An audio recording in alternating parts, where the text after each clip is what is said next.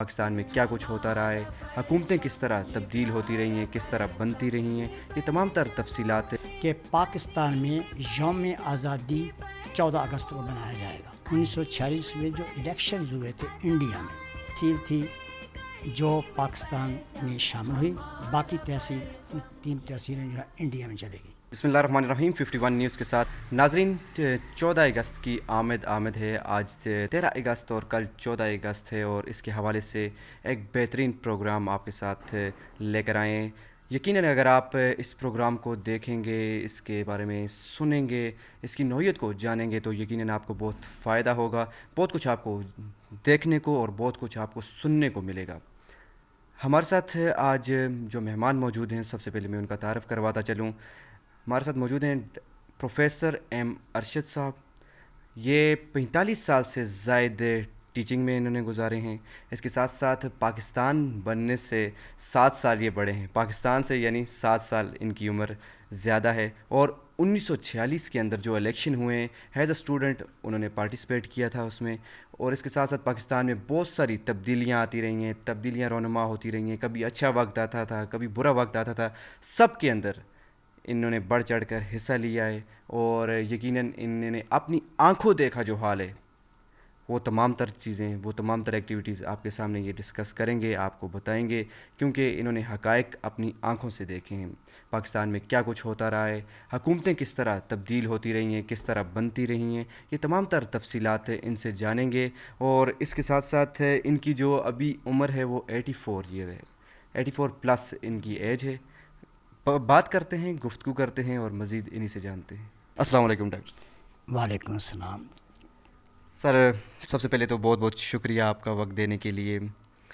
آپ کی age 84 plus ہے، یقیناً آپ نے وہ سب پس منظر دیکھا ہوگا، تمام تر پاکستان کے اندر جو سچویشن کریٹ ہوتی رہی ہیں، بنتی رہی ہیں حکومتیں، ٹوٹتی رہی ہیں، تمام تر اچھے وقت بھی آئے ہیں، برے وقت بھی آئے ہیں، مارشل لاء کا ٹائم بھی آپ نے خوب دیکھا ہے۔ کیا سمجھتے ہیں کہ اب کے پاکستان میں اور اس ٹائم کے پاکستان میں کیا فرق تھا؟ بسم اللہ الرحمن الرحیم۔ آپ نے کوشچن کیا کیا کہ پوری تاریخ کو چھیڑ دیا آپ نے۔ اس کو کہاں سے شروع کریں، کہاں اس کو لے کے جائیں، بڑا مشکل ہے۔ وہ تو ہوتا رہے گا بعد میں۔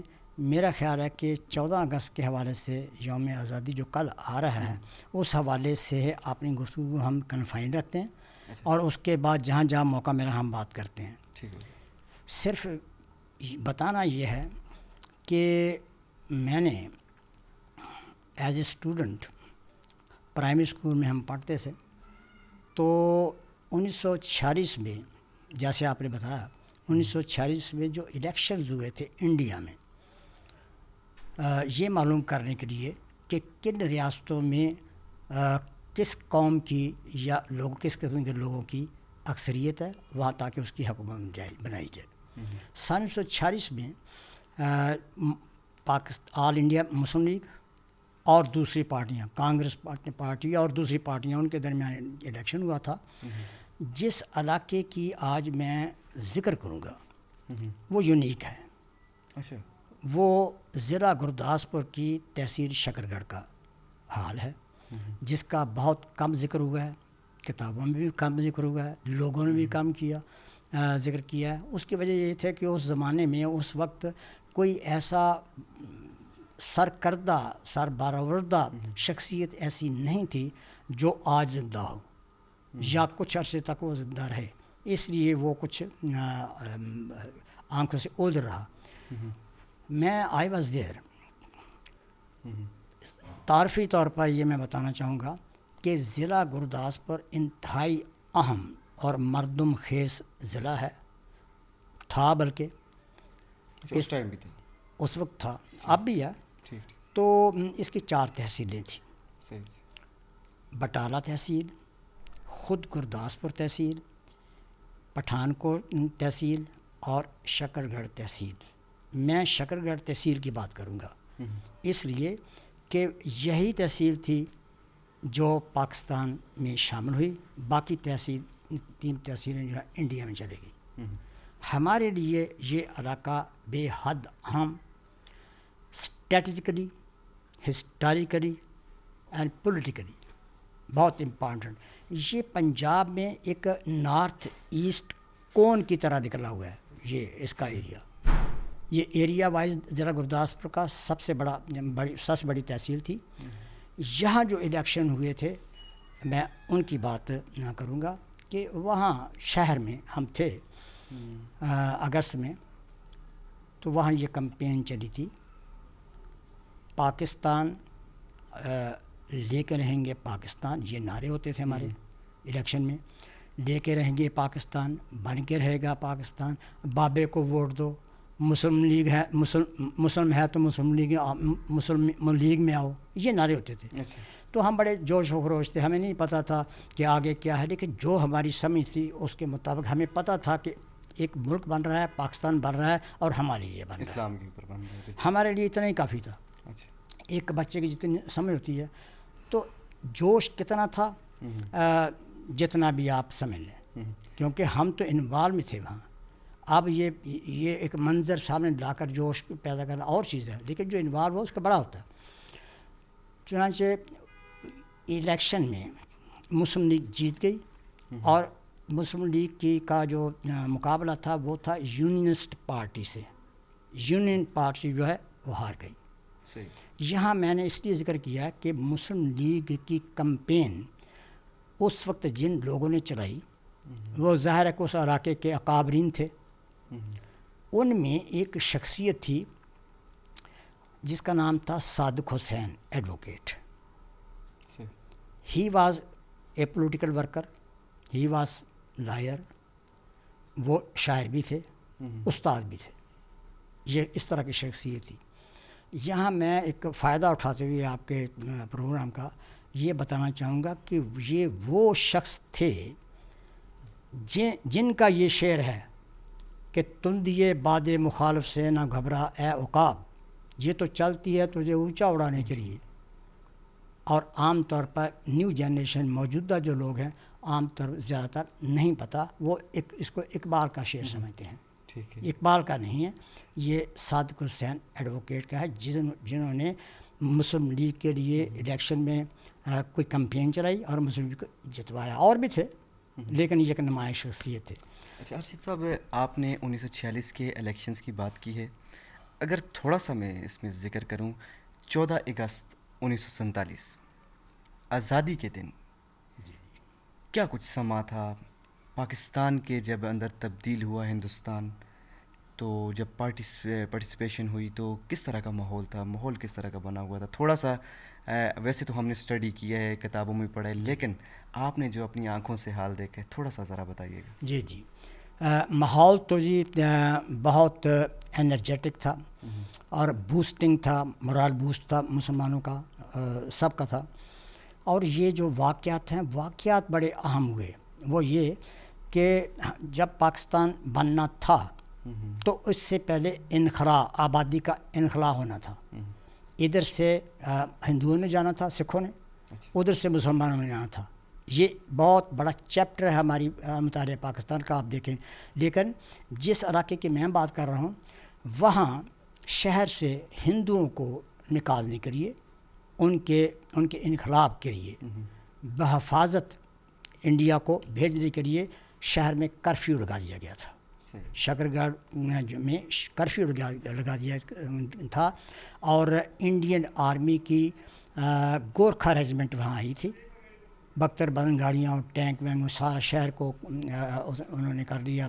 کرفیو لگانے کے لیے انڈیا سے یہ تمام وہاں سے فوج آئی تھی, وہ بھی گورکھا ریجمنٹ. گورکھا ریجمنٹ جو ہے انڈیا کو جو جانتے ہیں, انڈیا کی سب سے جری اور لڑاکا پلٹن فورس ہے, وہ ریجمنٹ ہے, وہ آئی تھی. کرفیو لگا دیا. اب ظاہر ہے کہ کرفیو کے اندر تو ہندوؤں کو سیفلی جانا تھا نا, انہیں سیفلی, نہایت سیفلی گئے, اور اپنا ساز و سامان بھی لے کر گئے جتنا لے کے جا سکتے تھے, بلکہ اپنے مویشی وغیرہ وہ بھی لے کر گئے.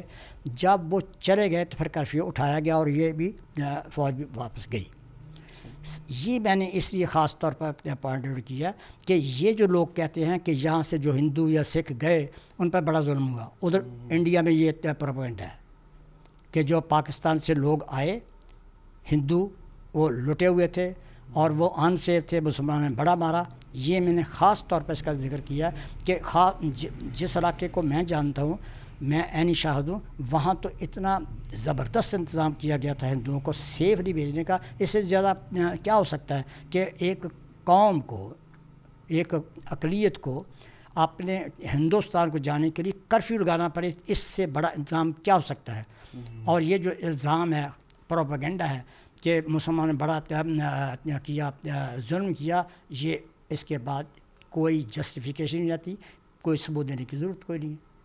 اب سوال پیدا ہوتا ہے کہ ادھر سے بھی لوگ آئے، گرداسپور کی طرف سے بھی آئے اور وہ مسلمان آئے، جموں کی طرف سے بھی مسلمان آئے. اب شکر گڑھ تحصیل کا نقشہ دیکھیں تو اس کے ایسٹ میں، نارتھ ایسٹ میں گرداسپور کی تحصیل مشرقی پنجاب ہے، اور شمال میں کٹھوعہ اور جموں کی ریاست ہے. اور دونوں طرف سے مسلمان آئے ادھر سے. اب جو ان کا حال تھا میں بیان نہیں کر سکتا، آپ کے پاس ٹائم نہیں ہے، نہ کتابوں میں ہے. ان کو کٹے پھٹے لوگ، اور ان کے کوئی خاندان اور کوئی بچہ ایسا نہیں تھا جو زخمی نہ ہو. شکر گڑھ شہر میں ایک چھوٹی سی ڈسپینسری تھی اس زمانے میں، سرکاری ڈسپینسری، جو اس کے پاس کچھ بھی نہیں تھا.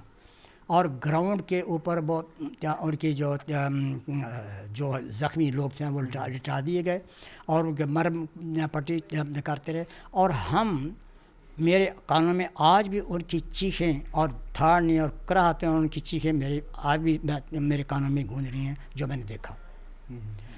کسی کا ٹانگ نہیں ہے، کسی کا ہاتھ نہیں ہے، کسی کا بازو نہیں ہے، کسی کے کان نہیں ہے، کسی کی زبان نہیں ہے، کسی کی آدھی گردن نہیں ہے. نیزوں سے، برچیوں سے اور کلہاڑیوں سے کو زخمی کیا گیا. یہ منظر کون دکھائے گا؟ ادھر تو پروپیگنڈا ہوتا ہے کہ ہندوؤں پر یا ہوا ظلم، یہ کون دکھائے گا جو مسلمانوں کے ساتھ ہوا؟ جو کہ واگا بارڈر پہ بھی ہوا، اور نیچے بھی اور بھی جو محاذ تھے ادھر آئے. لیکن یہ جو جس علاقے کو میں ذکر کر رہا ہوں، اس کا تو میں عینی شاہد ہوں.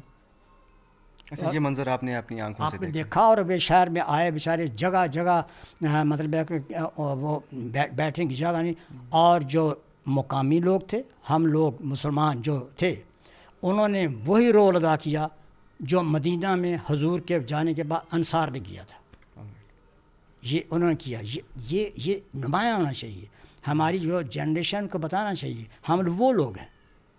اور بلکہ آپ وہ لوگ ہیں، آپ کے آباء و اجداد یہ تھے جنہوں نے یہ کام کیے، پاکستان بنایا اور قتل و غارت بھی کرائی، اپنے خاندان بھی اور بچوں کو بھی، عورتوں کو، سب کو جبران کرو. 30 لاکھ سے زیادہ، 35 لاکھ سے زیادہ مسلمانوں کا حشر ہوگا، نشر ہوگا، تب یہ پاکستان بنا. یہ کوئی آسانی سے نہیں بن گیا. اور یہ جو دوسری جد و جہد ہے سیاسی، قائد اعظم جو تاریخ میں ہے، وہ ایک بہت طویل داستان ہے، وہ سب کو جانتے ہیں، وہ علیحدہ ہے. لیکن یہ جو واقعات ہیں اور یہ جو ستم ظریفی ہوئی مسلمانوں کے ساتھ، اس کا ہماری جنریشن کو علم ہونا چاہیے. بہت آرام سے کہہ دیتے ہیں کہ پاکستان جو ہے ایسے بن گیا تھا. نیور. جو لوگ یہ سمجھتے ہیں کہ پاکستان ایسے بن گیا اور کیا یوں لیتے ہیں جیسے ایسے لیتے ہیں، ان کو گروم کرنے کی ضرورت ہے. ڈاکٹر صاحب، آپ نے کہا ہے کہ بڑی قربانیوں کے بعد پاکستان کو حاصل کیا گیا. یقیناً آپ نے مختلف تنظیموں کے اندر بھی ٹائم گزارا ہوگا. اس ٹائم کی اگر میں بات کروں تو قائد اعظم محمد علی جناح کی جب کوئی جلسے جلوس ہوا کرتے تھے، جب وہ کوئی بات کرتے تھے، ان کی سوچ کے بارے میں آپ نے شاید ان کے ساتھ کوئی ٹائم بھی گزارا ہو، تو تھوڑا سا ان کے بارے میں بتائیے گا. ان کا کیا ویژن تھا؟ پاکستان کو وہ کس طرح دیکھنا چاہتے تھے؟ کیا ابھی یہ ریاست، یہ ملک اسی سچویشن کے اوپر چل رہا ہے، اسی ایک ایجنڈے کے اوپر چل رہا ہے، یا ابھی مختلف؟ قائد اعظم تو وہاں ادھر آئے نہیں. قائد اعظم تو was very busy in the India, جہاں یہ نئی دلی، جہاں وائس رائے اور جہاں کانگریس تھی اور جہاں نہرو اور پٹیل وغیرہ تھے، ان کے ساتھ وہ تو ایک سیاسی اور ایک لافل ایک جد و جہد تھے. وہ تو اکیلے تھے. ان کے ساتھ لیاقت علی خان تھے، سردار عبدالرحمن نشتر تھے، یا کچھ اور اکابرین تھے. کوئی بہت بڑی ٹیم نہیں تھی. لیکن یہ ہے کہ وہ اکیلے لگے، وہ تو awful busy, he was awful busy. اور انہوں نے تو بیک وقت ہندوؤں سے بھی لڑنا تھا، انہوں نے انگریزوں سے بھی لڑنا تھا، اور دونوں انتہائی شروڈ قومیں. اکیلے قائد اعظم اور اس کے ساتھیوں نے مقابلہ کیا اور ایک نئی مملکت دی. آزادی نہیں ہوئی، مملکت کریٹ ہوئی، تشکیل ہوئی، بارز وجود میں آئی. The Pakistan was established on the map of India of world. یہ دنیا کے نقشے پر ابھرا ہے. صرف یہ نہیں کہ آزاد ہوا، بلکہ پاکستان مارز وجود میں آیا، یہ کہنا چاہیے. اب 14 اگست کو ہم مناتے ہیں، تاریخ جشن آزادی مناتے ہیں. اس میں ایک اور تھوڑا سا میں کنفیوژن دور کر دوں کہ 15 اگست جو ہے یہ ڈیٹ فکس تھی بیک وقت انڈیا اور پاکستان کے لیے. اچھا، مطلب 15 کو دونوں کی 15 کو ڈیٹ یہی ہے ڈیٹ یہی ہے. اور جو انڈیپینڈنس ہے، انڈین انڈیپینڈنس ایکٹ ہے برٹن کا، جس پہ شاہ نے بھی سائن کیے تھے، جارج ششم نے، اور وائس رائے یہ لے کر آئے تھے، تو وہ اس کے مطابق یہی تھا کہ ایک ہی تھا کہ اس کے میں انڈیا اور پاکستان دونوں کو ایک پاکستان بنے گا اور انڈیا جو آزاد ہوگا. 15 اگست دونوں کی تھی. 15 اگست کو پاکستان بنا رات کو 14 اور 15 کی رات کو 12 بجے. لیکن ہم 14 اگست مناتے ہیں.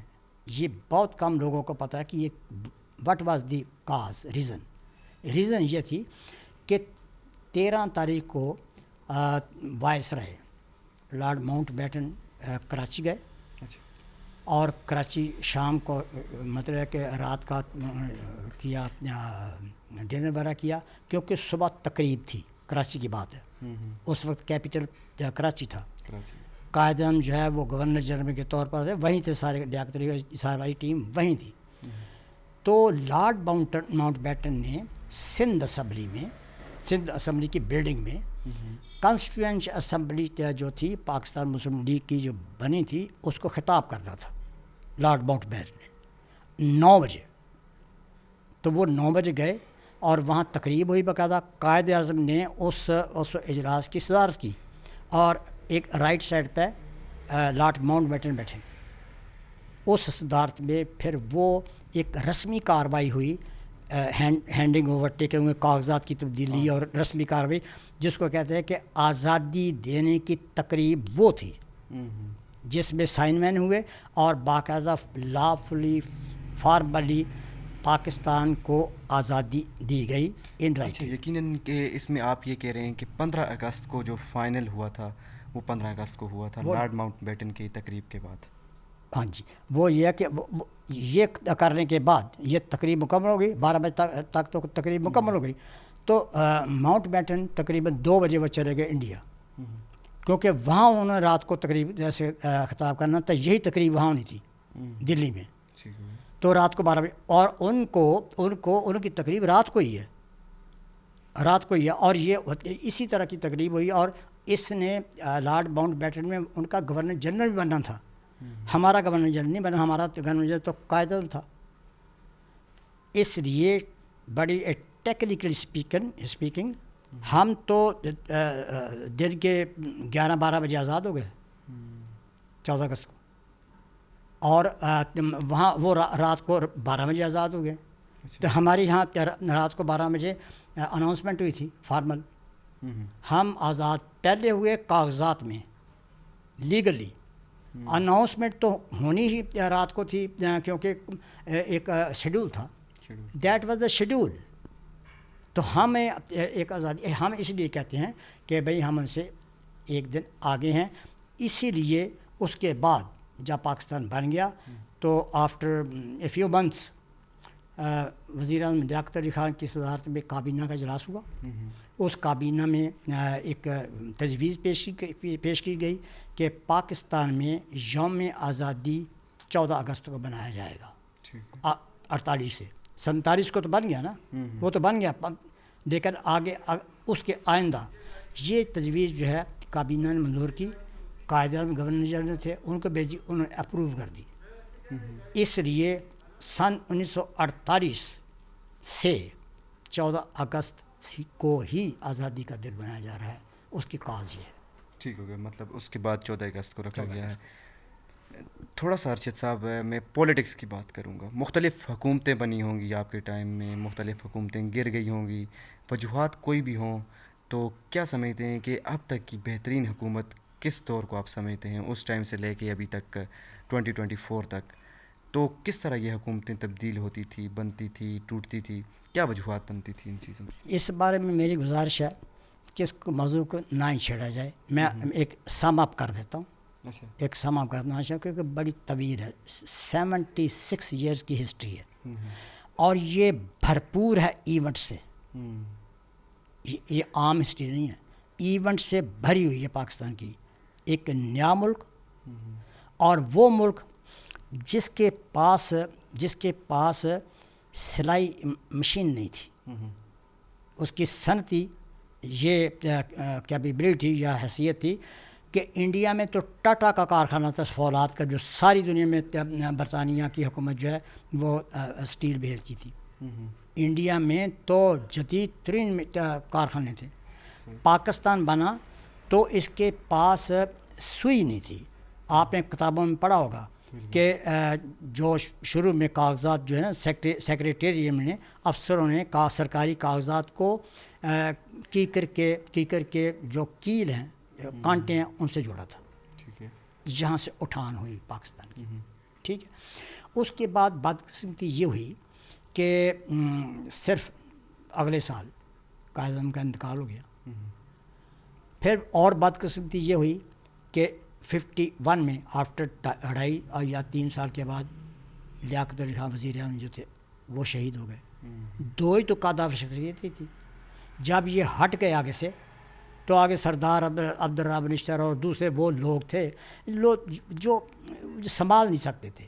ان کا اتنا ویژن نہیں تھے. ساتھی ضرور تھے, مخلص تھے, محب وطن تھے, پاکستانی تھے, ان کا کنٹریبیوشن تھا, ان کو سلام پیش کرنا چاہیے, لیکن اتنا قد نہیں تھا جتنا قائد اعظم کا یا لیاقت علی خان تھا. بحران پیدا ہو گیا, حکومتوں کو بحران پیدا ہو گیا, اور بحران کی شکل یہ کہ آج حکومت بن رہی ہے, کل الٹ رہی ہے, کل بڑھ رہی ہے, پرسوں اٹھ رہی ہے, 3 4 مہینے بعد, سال 2 سال, 58 تک 11 حکومتیں بدلیں, اور ابھی ملک نیا بنا ہی ہے. غالباً ہندوؤں نے اسی لیے کہا تھا کہ پاکستان کو بننے دو, یہ خود ہی مر جائے گا, خود ہی ٹوٹ جائے. ان کا یہ تھا خیال, لیکن یہ مملکت خدا داد تھا, اس نے نہیں مرنا تھا. تو چنانچہ اس کے باوجود کہ پاکستان کے ساتھ یہ اشر ہوا کہ حکومتیں بدلتی گئیں, اس کے کاغذ ہیں, تو وہ بدلتی گئی, ہوتا رہا, اور حتیٰ کہ اتنا بحران, افراتفری, طوائف الملوک کی کیا کام ہو سکتا تھا؟ کچھ بھی نہیں ہو سکتا ملک میں. اور گھبرا گئی ساری قوم, مایوسی پیدا ہو گئی کہ پتہ نہیں یہ بچے گا نہیں بچے گا. میں اس حالات میں تھا, اس لیے میں جانتا ہوں. آپ بھی اس حالات میں جا کے دیکھیں, آپ کو یہی محسوس ہوگا, مایوسی. پھر خدا کرتا جو کرتا ہے, پھر وہ مارشل 58 کا لگا, فوجی کو ایوب خان, اس کی اپنی تاریخ ہے. لیکن یہ جو دور آیا یہ 10 سال تک رہا.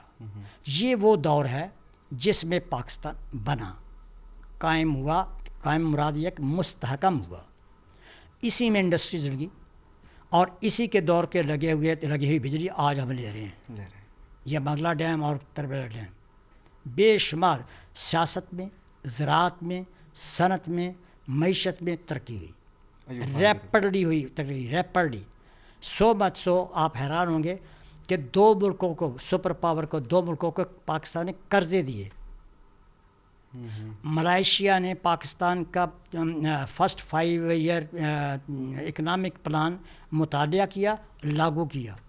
کوریا نے اپنا وفد بھیجا, پاکستان کا اکنامک 5 سالہ منصوبہ جو شروع کیا تھا اس کو اسٹڈی کیا اور آپ نے لاگو کیا. وہ ترقی کرتے گئے ہمارے منصوبوں کو دیکھ کر, اور پاکستان بیٹھتا گیا. ٹھیک ہے. چنانچہ اس کے بعد پھر آپ نے دیکھا ہوگا کہ ایوب خان کا بھی دور ختم ہوا, یحییٰ کا دور آ گیا, بھٹو کا دور آ گیا, بھٹو کے بعد ضیاء الحق کا آ گیا. پھر آگے کیا ہوتا گیا, 3 دور آئے ہیں فوجیوں کے.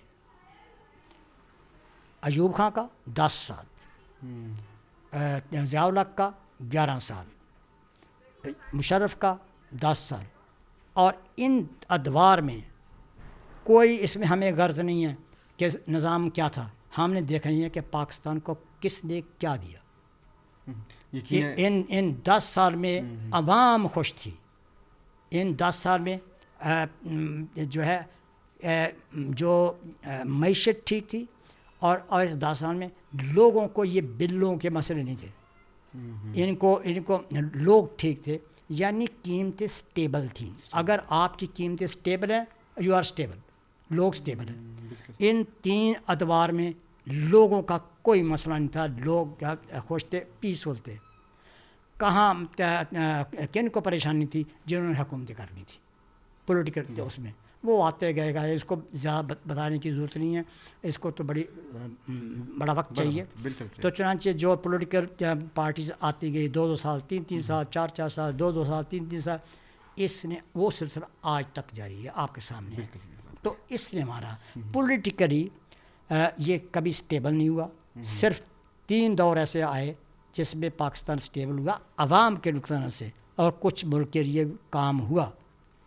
صرف بتانا یہ ہے کہ یہ وہ مملکت ہے، یہ وہ پاکستان ہے جس کو چاہیے، ہمیں چاہیے کہ ہم لوگوں کی کو فالو نہ کریں، ان کی ریس نہ کریں کہ بھئی نظام یہ جمہوریت نظام کوئی بھی ہو، اس ملک کے لیے بھلا ہونا چاہیے. اس ملک کے لیے ہمیں کوئی غرض نہیں نظام کیا ہے، افراد ہونی چاہیے، شخصیات ہونی چاہیے، درد دل ہونا چاہیے. ہمارے لیے کوئی بھی آ جائے، ہمارے لیے سب اچھے ہیں اگر وہ حب وطن ہے.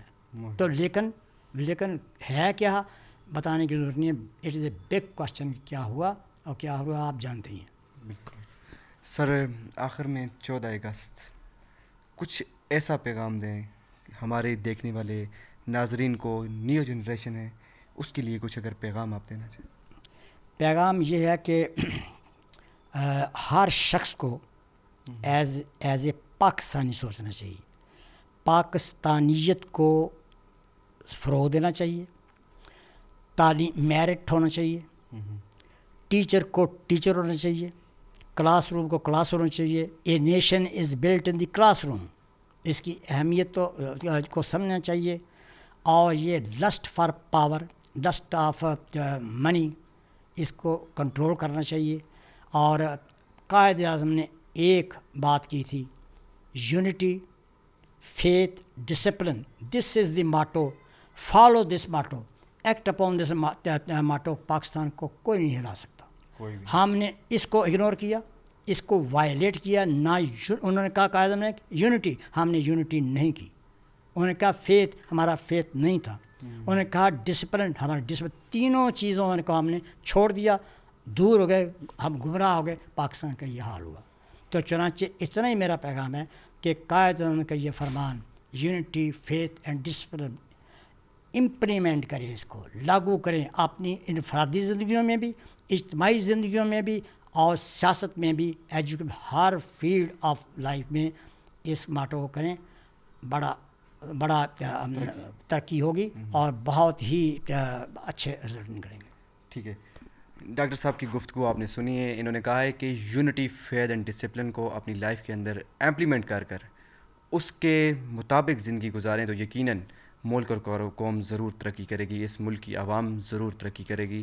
اور انہوں نے ساتھ ساتھ تھوڑا سا تاریخ کے بارے میں انہوں نے گفتگو کی ہے کہ جنرل ایوب خان کا دور جو تھا وہ بڑا بہترین دور تھا.